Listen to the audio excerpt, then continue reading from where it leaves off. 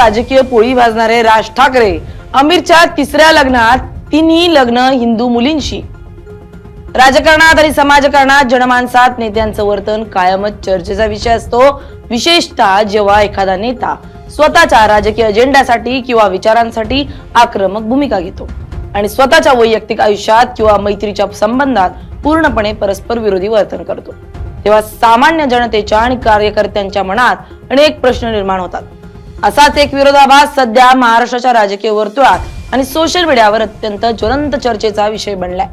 हिंदुत्वाचा टेंबा मिरवणारे, मराठी अस्मितेचा आणि हिंदूंच्या हक्कांचा पुरस्कार करणारे महाराष्ट्र नवनिर्माण सेनेचे अध्यक्ष राज ठाकरे यांनी बॉलिवूडचा मिस्टर परफेक्शनिस्ट म्हणून ओळखल्या जाणाऱ्या अभिनेता आमिर खानच्या तिसऱ्या लग्नाला हजेरी लावली आहे आणि यामुळे राजकीय वर्तुळात एकच खळबळ उडाली।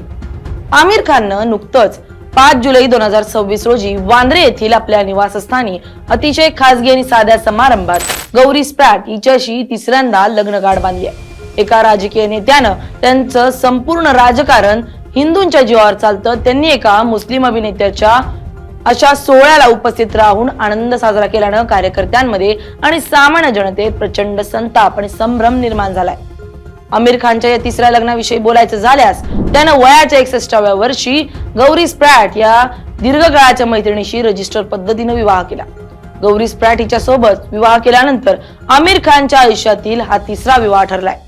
याआधी आमिर खाननं 1986 मध्ये रीना दत्ता यांच्याशी पहिला विवाह केला होता, जो 16 वर्षांनंतर 2002 मध्ये मोडला। त्यानंतर 2005 मध्ये त्याने किरण राव यांच्याशी दुसरा विवाह केला। मात्र 16 वर्ष एकत्र राहिल्यानंतर 2021 मध्ये त्यांचाही घटस्फोट झाला। 2 दशकांपेक्षा जास्त एकमेकांना ओळखत असलेल्या आमिर आणि गौरी यांनी 2 वर्षांहून अधिक काळ एकमेकांना डेट केल्यानंतर अखेर लग्नाचा निर्णय घेतला। मुंबईतील पाली हिल वांद्रे येथील आमिरच्या निवासस्थानी पार पडलेल्या या विवाह सोहळ्याला अवघ्या 100 ते 150 नातेवाईक आणि जवळच्या मित्रांची उपस्थिती होती। या सोहळ्यात आमिरच्या आधीच्या 2 पत्नींपासून झालेली मुलं जुनैद खान आणि इरा खान तसेच गौरीच्या आधीचा लग्नाचा मुलगाही उपस्थित होता। या अत्यंत खासगी आणि कौटुंबिक लग्न सोहळ्यामध्ये मनसे अध्यक्ष राज ठाकरे हे पत्नी शर्मिला ठाकरेंसह आवर्जून उपस्थित राहिले होते। लग्नविधी पूर्ण झाल्यानंतर आमिर खान आणि त्यांची पत्नी गौरी जेव्हा पाहुण्यांना निरोप देण्यासाठी बाहेर आले तेव्हा राज ठाकरे आणि आमिर यांच्यातील दिलखुलास संवाद आणि हास्य विनोद कॅमेऱ्यात कैद झाले। राज ठाकरे आणि आमिर खान एकमेकांना गाडीपर्यंत सोडायला गेले, तिथं प्रसिद्ध दिग्दर्शक राजकुमार हिराणी यांच्यासह तिघही मनमोकळे हसताना दिसले। राज ठाकरे यांनी आमिर खानला पुष्पगुच्छ देऊन शुभेच्छा दिल्या आणि दोघांनी अत्यंत प्रेमाने एकमेकांना मिठी मारली। राज ठाकरे आणि आमिर खान यांच्यातील मैत्री केवळ आत्ताची नसून अनेक वर्षांची आहे। याआधीही ईदच्या निमित्तानं राज ठाकरे आपल्या कुटुंबासह आमिर खानच्या घरी गेले होते। आमिर खान देखील अनेकदा महाराष्ट्रातील विविध सामाजिक प्रश्नांवर चर्चा करण्यासाठी राज ठाकरेंच्या निवासस्थानी जाताना दिसलेत। मात्र राज ठाकरेंच्या या मैत्रीपूर्ण संबंधांवर आता प्रश्नचिन्ह उपस्थित केले जात आहेत। राजकारणाच्या पटलावर मनसे प्रमुख राज ठाकरे यांनी नेहमीच प्रखर हिंदुत्वाचा पुरस्कार केलाय। महाराष्ट्रात विविध सण उत्सव, हिंदूंच्या यात्रा आणि परप्रांतीयांच्या मुद्द्यांवरून त्यांनी नेहमी आक्रमक भूमिका घेतली आहे। हिंदू जननायक म्हणून ते स्वतःच्या कार्यकर्त्यांसमोर आणि जनतेसमोर प्रतिमा मांडत असतात। अशा परिस्थितीत ज्या आमिर खानवर अनेकदा काही घटकांकडून हिंदू संस्कृती आणि हिंदू भावना दुखावल्याचे आरोप झाले, त्याच आमिर खानच्या तिसऱ्या लग्नाला राज ठाकरे सह कुटुंब उपस्थित राहतात। हे सामान्य कार्यकर्त्यांच्या पचनी पडत नाही। आमिर खाननं अलीकडेच तिसऱ्यांदा विवाह केलाय आणि तो विवाह एका हिंदू मुलीशी झालाय। हिंदुत्वाचा टेंबा मिरवणाऱ्या राज ठाकरेंना आमिर खान जवळचा वाटतो आणि 3 वेळा हिंदू मुलींशी लग्न करणाऱ्या या अभिनेत्याचं कृत्य राज ठाकरेंना खटकत नाही, अशी टीका आता समाज माध्यमांवर केली जाते। सामान्य हिंदू कार्यकर्त्यांच्या रक्ताचं पाणी करून त्यांच्या जीवावर राजकारण करणाऱ्या नेत्यांनी मुस्लिम दोस्तांसाठी अशी सोयीची भूमिका घेणं म्हणजे हिंदुत्वाचा सोयीस्कर वापर असल्याचं विरोधक आणि संतापलेले कार्यकर्ते उघडपणे बोलू लागलेत।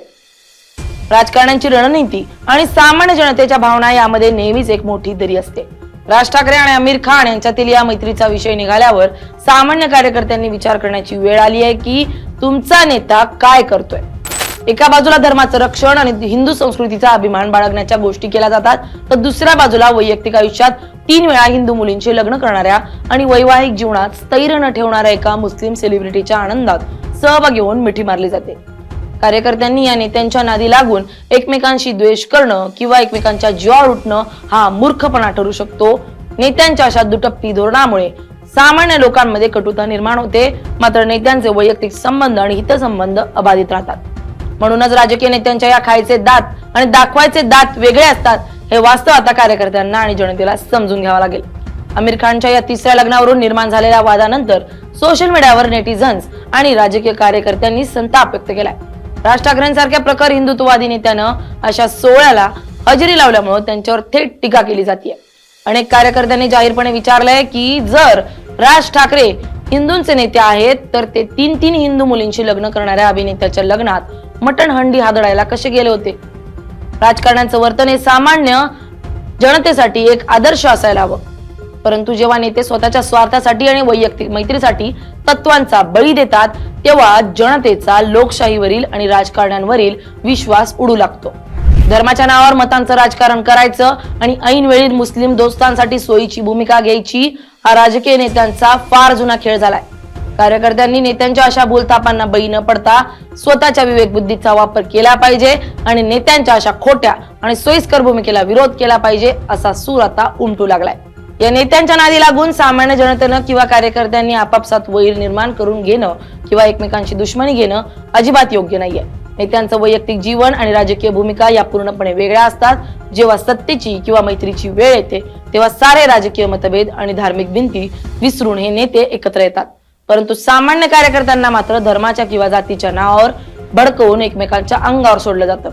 राज ठाकरे आणि आमिर खान यांच्यातील ही जवळीक पाहिल्यानंतर हे स्पष्ट होतं की पडद्यामागे सर्वच नेते एकमेकांचे मित्र असतात। त्यांच्यात कोणताच जातीभेद किंवा धर्मभेद नसतो। भेद असतो तो फक्त सामान्य कार्यकर्त्यांच्या आणि लोकांच्या मनात। त्यामुळे कार्यकर्त्यांनी हा विचार करणं नितांत गरजेचं आहे की जर आपले नेते स्वतः व्यक्तिगत जीवनात अशा लोकांच्या सोबत उठतात बसतात आणि आनंद साजरी करतात तर मग आपण कशासाठी नेत्यांच्या मागे धावून एकमेकांशी दुश्मनी घेत आहोत।